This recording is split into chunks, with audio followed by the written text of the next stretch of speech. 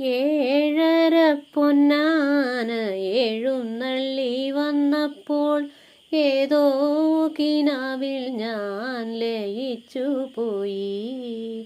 ഏഴര പൊന്നാന എഴുന്നള്ളി വന്നപ്പോൾ ഏതോ കിനാവിൽ ഞാൻ ലയിച്ചു പോയി.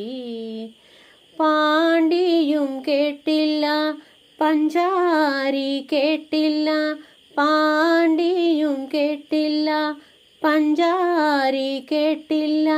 പഞ്ചബാണ വീണ മാത്രം മുഴങ്ങി കാതിൽ, എൻ്റെ പഞ്ചബാണ വീണ മാത്രം മുഴങ്ങി കാതിൽ.